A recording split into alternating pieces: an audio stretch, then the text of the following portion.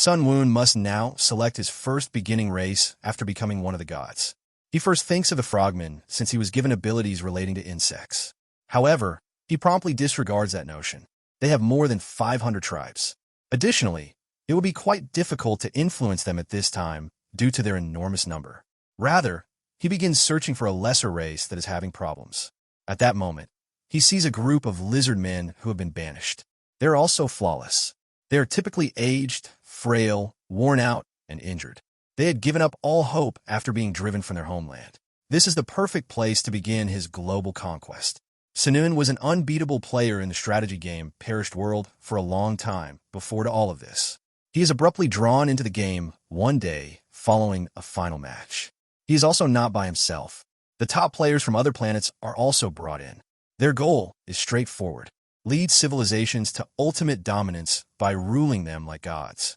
The last remaining deity gains everything and becomes the real god of this realm.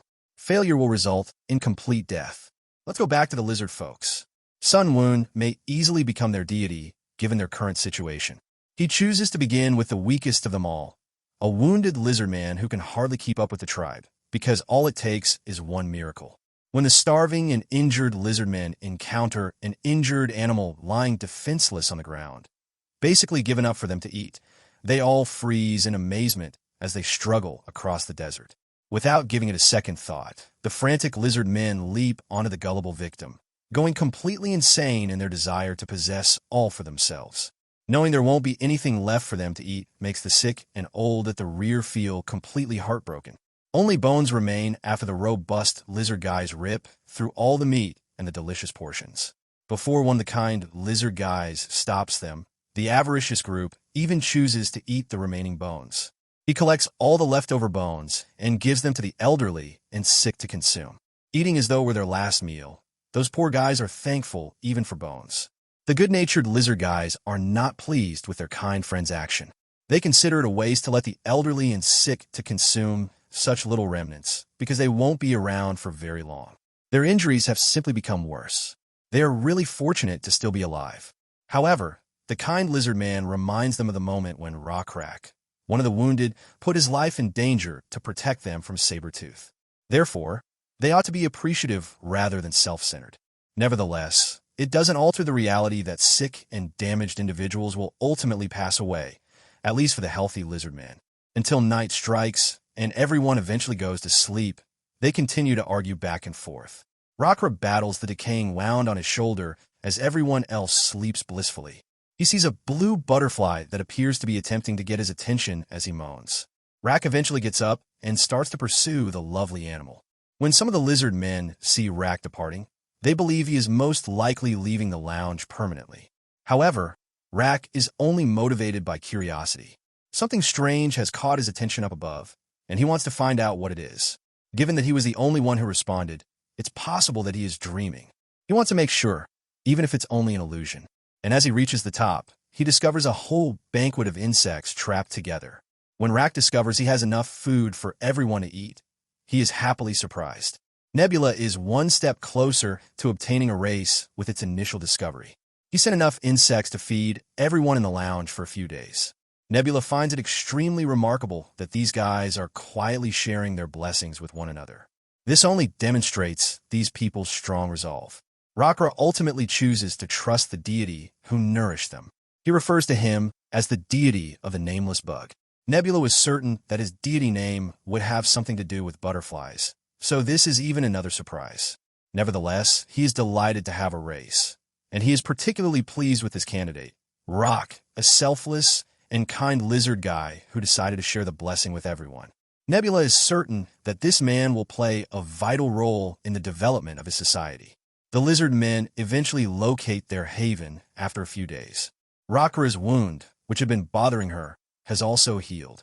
The Nameless Beetle God's blessing is responsible for everything. At least that's what Rak thinks.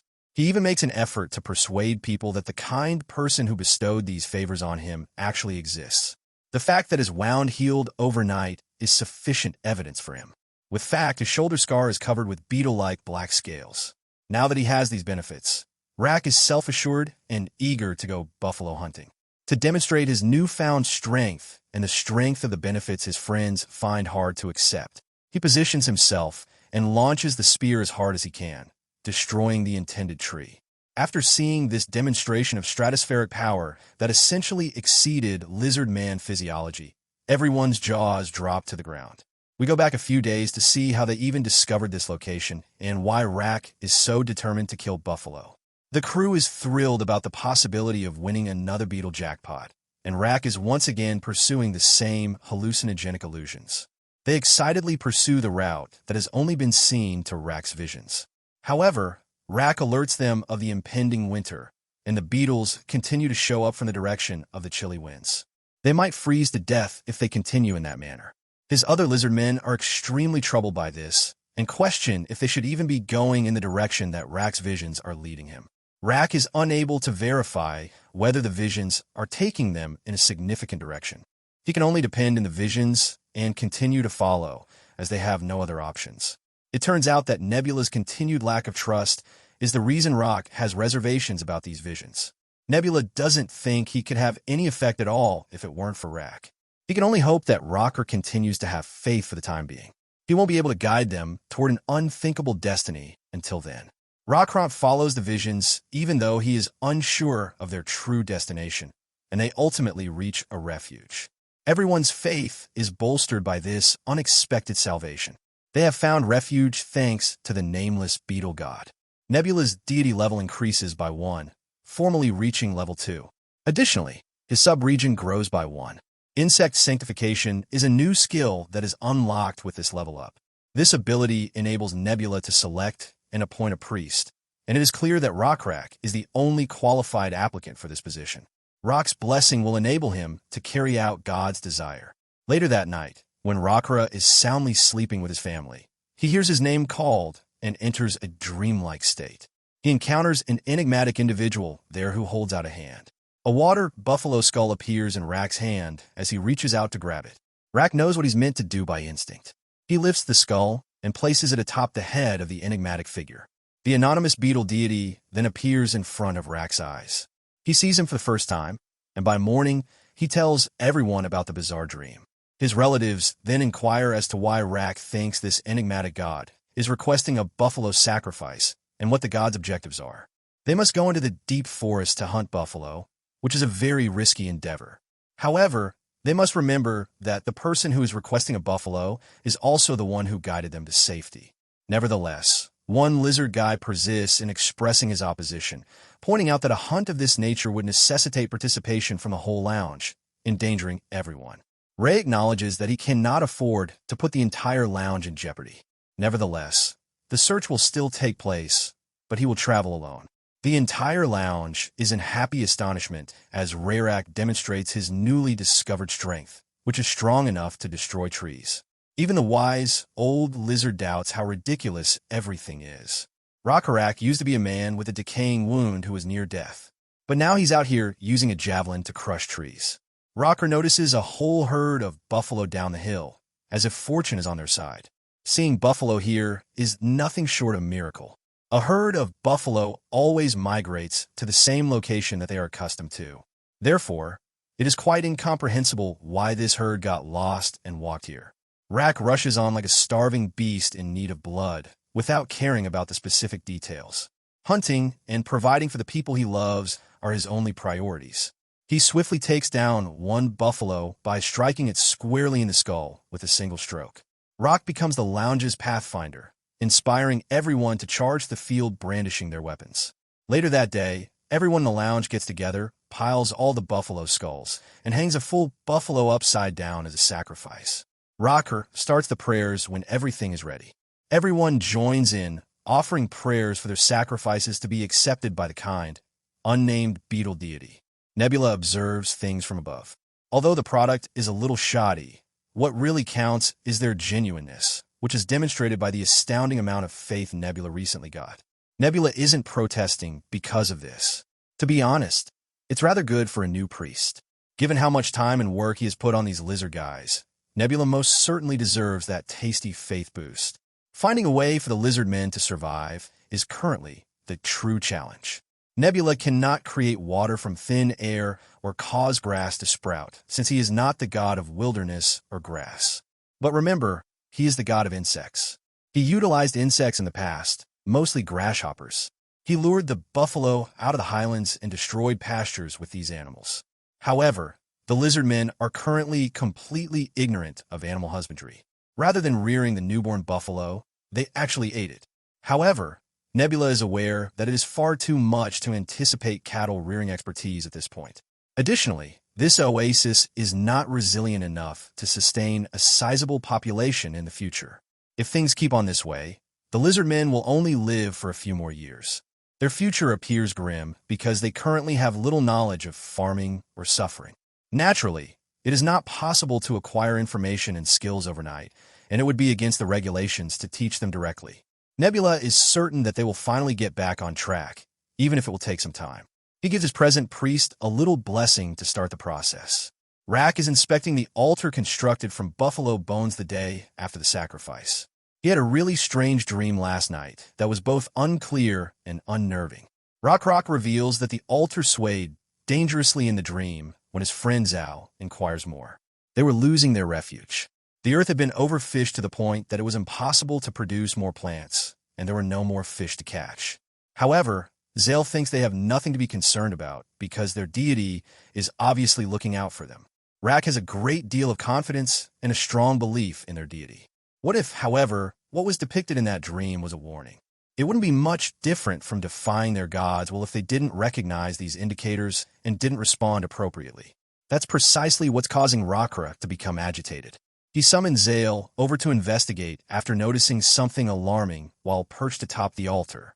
They notice a troop moving directly at their oasis in the distance. Rockrak understands right away why the altar shook during his dream. This herd of lizardmen approaching them is undoubtedly bad news, based on a formation and the cloud of dust. They are immediately recognized by Rockrak and his pal. They are enormous, have blue scales, and ride monsters. Everything points to the same thing. The tribe of Blue Leather. The same tribe who drove Rock's people into exile after robbing them of their former residence. These people appear to be looking for the next location to take over and ruin. They have coincidentally marched directly in this way because the oasis is not visible from a distance. Rak's only hope is that they won't notice anything. They believe this until a loudmouthed oasis scout yelled at the Blue Leather tribe, drawing their attention right away. Rak doesn't consider their mistakes as bad luck. Perhaps this is a good thing after all. Perhaps their god wants them to complete their assignment. A mission to integrate the lizardmen whom the Blue Leather tribe had taken prisoner. The goal is to unite his people with the Blue Leather tribe. It must be the will of God. If not, their god would not be able to propel their former adversary directly in the direction of the oasis.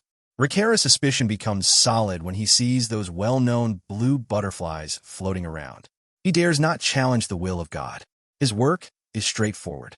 Act like the apostle of God.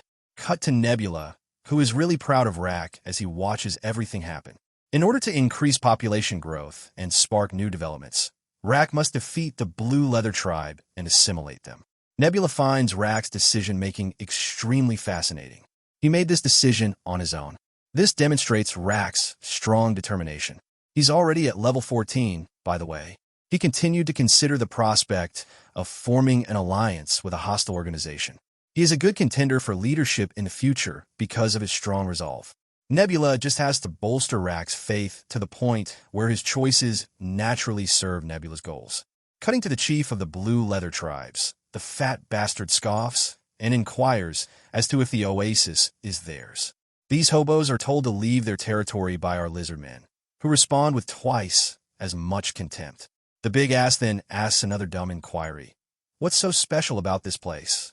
Rockrak moves ahead and calmly explains that this is the domain of the unnamed beetle deity, their god. As predicted, the chieftain scoffs once more, perplexed as to why a god would converse with a barbarian such as Rak. He's finished speaking. He gives Rak the command to go right now. He assures them that there won't be disastrous repercussions if they leave amicably. Rockrak confidently retaliates, demonstrating that the Blue Leather tribe cannot overcome them despite their superior numbers. Naturally, the chieftain believes Rockrak is crazy for disregarding his severe deficit. Instead of wasting breath, Rock just confronts the leader while maintaining that snarky, self-assured smirk. It should come as no surprise that the big boss gets furious when someone he believes to be beneath him challenges him.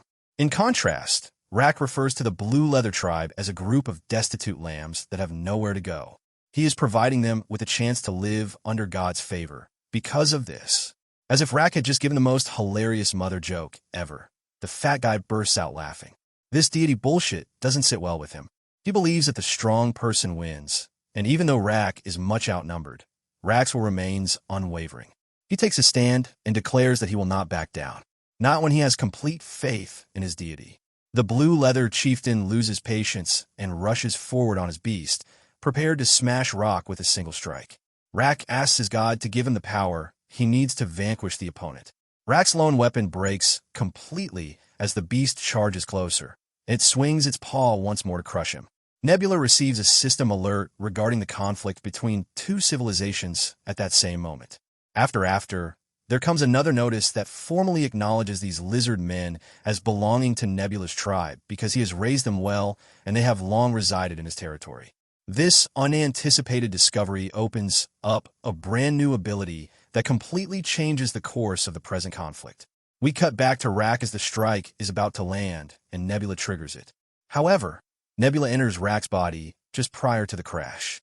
The Blue Leather Chieftain is amused as the beast's paw smacks down, thinking Rak has been crushed. However, his happiness is quickly dashed when he sees Rak standing far away, having avoided the blow at the last second. Now that Nebula is inside of him, Rak has unprecedented power and agility. Claiming he won't miss this time, the chieftain launches another onslaught. Nebula determines the fat lizard's stats by using his foresight. The chieftain is conceited and haughty, yet even without Nebula, Rak might easily defeat him because to his pitifully average stats. However, there is an issue. Dealing with the beast he is riding will be difficult, particularly if he is fighting the chieftain at the same time. Drake and the guy are the names of the beast. Nebula is in possession of Rak for precisely this reason. Rak receives a new stat called Divinity, represented by the letter D, as a result of the skill. 1D is worth 200 attribute points. Every characteristic, including strength, goes from 30 to 630 since Rockrak has 3DS associated to each one. Rockra virtually tosses the enormous Drake over with his own hands without exerting any effort as he charges at his adversary at breakneck speed. The spectators' eyeballs are left protruding from their heads. Nebula anticipated this exact response. Even the fat-ass chieftain can't believe what he is seeing. He believes it must be a ruse of some sort. He crawls out from under his fallen Drake and throws a dagger at Rayrak's chest. However, Rak gives the bastard a humiliating, ego-shattering slap across the face to finish the battle. The chieftain's knees are quickly weakened by the blow, which is just as powerful as my mother's. Rak challenges the others to come forward if they have the courage to do so after their commander is defeated. Everyone puts down their weapons and submits to Ray in a courteous manner, just as Nebula had anticipated. Rak regains control over his body when it's finished. He is totally unaware of what has just occurred. He can only come up with the theory that he was possessed by his god. The recently recruited Lizardmen eventually get to eat when they congregate around the altar later that day. When they discover that Rocker's troop is the same group that long ago disappeared into the woods, they are astonished. The harsh circumstances they endured caused their scale color to alter. The gray Lizardmen proudly describe how they traveled to this refuge by following the unidentified beetle deity. If not, they would have perished one by one while stranded in the woods. The concept of a loving deity fascinates the blue lizards. To be honest, if Rak hadn't shown such brutal strength, they wouldn't have believed any of this nonsense. Strength that obviously goes above and beyond the standard. Cut to Zale, Rak's pal. The buddy is quite concerned about all that has transpired with the Blue Leather Tribe. Their population has increased by about 600% as a result of this new tribe entering the oasis. If things continue as they are, this location will soon run out of supplies, returning them to the terrible predicament from which they first fled. However, it appears that Rak is already aware of what has to be done. They're heading out of here. Zale detests that notion, of course. Without a specific destination, they cannot just roam the forest once more. However, Rock feels that their deity has already made his will known. Their recently united brothers hold the solution to Zale's concerns. They will act as a spark and, working together, discover the path ahead. The following day comes. The dead alpha beast of this blue leather tribe is being tamed by a few gray lizard guys. Yuri is the name of one of the large lizardmen, by the way. They can't control this wild guy, no matter how hard they try. At that moment, Rak shows there, causing Drake to perspire in his well-known presence. Rak is just here to feed this enormous guy, but the beast remembers being knocked out with a single strike, a horrible recollection that makes the poor guy cringe and retreat. He gives the animal some roots to eat. Naturally, the monster hesitates before, much to everyone's surprise, beginning to nibble on the roots. They have been making every effort to subdue this man, after all. However, when Rockrak is there, the monster suddenly becomes amiable and cuddles up to him as if they have been friends for ages. Then Rak gives him some radishes to eat. There must be something important about this creature because the deity decided to spare him. At least that's what Rock thinks. He is feeding and tending to this creature in order to honor the desire of his deity. The monster searches for more after completing everything. However, Rock refuses to give in to Manun's demands. He needs to develop patience. The creature grudgingly retreats after nodding in agreement, fulfilling his new master's wishes. After urging his friends to let him know if Manun makes a disturbance again, Rak leaves. Although Yuri chooses to speak out later, it appears that she has learned something from this experience. Next, we see Rak speaking with a blue lizardman. It turns out that this blue person is capable of making weapons. He was hindered by their leader's strange and strict regulations. He could have created even greater weapons if he had been provided with the right materials. The supply of wood is the present problem. He used the remaining wood as fuel to make weapons. Rak dismisses the man after obtaining all the information on the weapons and supplies and promises to meet with him the following day to make a final decision. An elderly man who is missing his left hand is the next lizardman to appear. He describes himself as a nomad who wanders about looking for a spot to call home. He developed his ability to recognize paths while traveling. He found areas with sufficient natural resources to support their existing population. He doesn't know if certain areas are still unclaimed, but it's likely that other tribes or nomads have already made claims to them.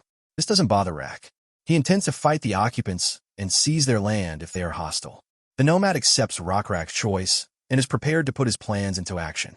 Rak then asks whether he would be open to believing in and trusting the same God. In response, the nomad gestures toward the heavens. He believes in the stars.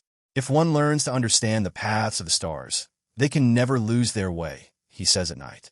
Rak pledges to believe in the stars as well. The traveler spends some time acquainting Rak with ropes if he is successful in proving his point over the course of the following several days. He wants Rak to watch the sky at the same time the next night when he's finished sharing his astronomy expertise.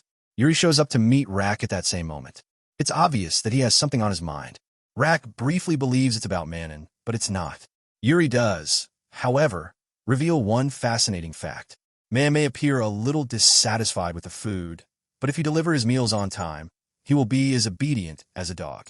Yuri's visit is actually motivated by speculations that everyone would soon be leaving the area. And in order to avoid starvation while traveling, they must prepare meals. Yuri saw today how Rak subdued a ravenous drake as if it were a beloved dog. This gave him an idea. To ensure their food source, they could even attempt to tame those buffaloes. Rak's tribe learns cattle rearing, a new survival skill, after that realization. You see, there have been two main methods of sustenance used by mankind throughout history. Agriculture comes first, followed by the production of cattle. Nebula would choose agriculture if he had to choose between the two, since it is more sustainable over the long run. It is demonstrated by history. Early civilizations and our predecessors all made their homes close to rivers. But Nebula's dominant species isn't human. The lizardmen are naturally adaptable to their surroundings and have powerful bodies, considering that raising cattle would be a far better use of the lizardmen than farming. They also need to learn how to manufacture and use tools in order to progress. And that one blue lizardman who is skilled at smithing is attempting to create an iron weapon right now. Nebula is happy that they can already make rudimentary iron tools. For now, it functions despite being weaker than bronze. For a tribe that formerly relied solely on stone, it's actually a significant advancement. Nebula was also drawn to the man who was knowledgeable about astronomy. Nebula hopes the stargazer will learn more, even though the lizardman's astronomy is just at the novice level. Rak looks up at the sky later that evening and is delighted to see that the stargazer was correct. In actuality, the stars serve as a celestial compass. At last, he recognizes the importance of astronomy and how it may direct their destiny. After some time, everyone congregates at the altar where Rocker breaks the heartbreaking news. He begins by reminding them of how long it has been since the kind person brought them to this country. Furthermore, they were reunited with their other brothers by the Almighty. Instead of allowing their brethren to perish in the woods, the kind person decided to save them.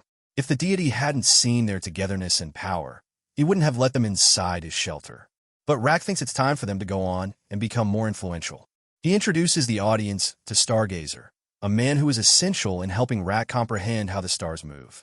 Furthermore, Rak has previously attested to the fact that his knowledge is real. For this reason, Stargazer is given the position of tribal guide by this Lizardman tribe's chieftain. From now on, everyone should be aware that Stargazer will serve as their only guide and be in charge of directing them to their new residence. Rak now wants Stargazer to inform everyone about their future destination. Raising his finger, the smart lizard gestures in a certain direction. They will set out southward as soon as the sun rises after sunrise. The trip will take 10 days in total.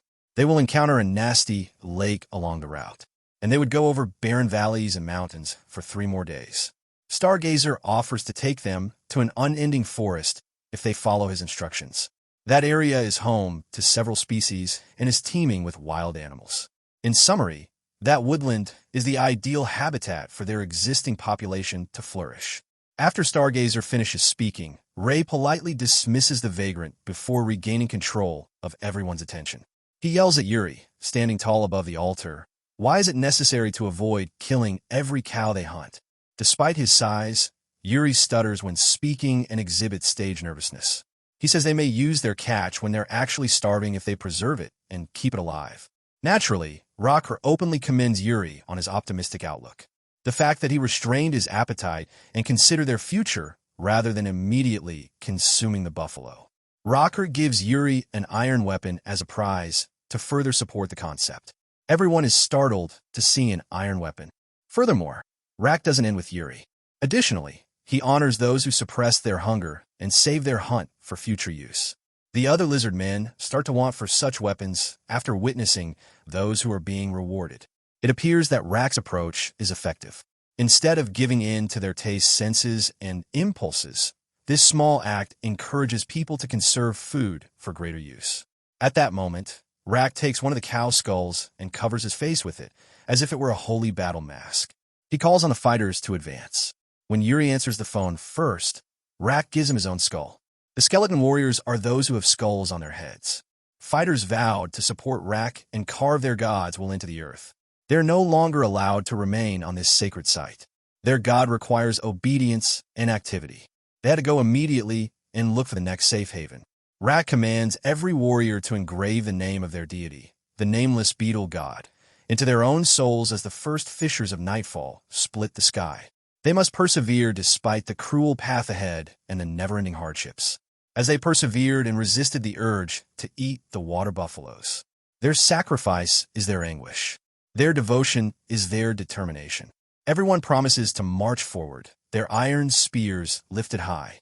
Rak is standing in the twilight of a brand new day, adventure, and start. He asks God to pardon him for his audacious speech, for inspiring others with his name, and for uniting everyone under the guise of divine command. The aforementioned deity keeps an eye on everything and isn't even somewhat concerned about what Rak is doing. He is actually pleased to have Rak as his high priest. After all, Ray is genuinely improving the lives of those under his direction, not just raising spirits, but also hastening their development. Yuri, who has leveled up appropriately, is a perfect example. Rak's special stats have also improved. Nebula has never been let down by the High Priest's output, but here is when the real game starts. Rak's real challenges are still to come. The entire Frogmen Legion trudges across the forest in the sweltering heat. Manon even passes out from the intense heat. Rak chooses to take a quick rest at that moment. They have time to think about their existing circumstances while they sleep. After making it across this arduous desert, they start to question whether they will ever get at their destination. After 3 days of trekking, even Rak wants to know what's going on. Rock doesn't want to rely on another miracle from their deity because the entire group is worn out and to make matters worse, they are running dangerously low on resources. At that moment, Yuri rushes in with terrible news. In the distance, they had spotted another species. They are orcs who are eager to plunder the lizard guys they have spotted. However, the few orcs are astonished, and a perspiration streaming down their cheeks as they get closer to the entire legion. The skeleton warriors are about to break some heads. The crafty orcs promptly submit, dropping their stone weapons. The lizardmen give the green people some food to eat before they start talking. After expressing their thankfulness, the orcs start off by outlining their circumstances. They are lost in the forest since a monster broke into their house. The hills were where they formerly resided. It had enough resources to subsist, but it wasn't paradise. However, they were forced to escape ever since a certain creature gained control. Nebula becomes intrigued when a creature is mentioned. He quickly investigates the location and discovers a huge centipede standing watch over a square construction that is perched on its back. As it happens, this monster is referred to as an abomination. Abominations come in a variety of forms. The ancient Caloptera is the name given to this particular one. The worst thing is that this monster has added an extra 600 points to each characteristic, tripling D in each. Here is some further information on these abominations. There are monsters in the plot of the video game Parished World that are supposed to have been made by the extinct ancient gods. With no one to lead them, these animals were left to roam the earth when the gods vanished. These creatures are now infamous for being abominations. They are rare in that they have poisonous teeth.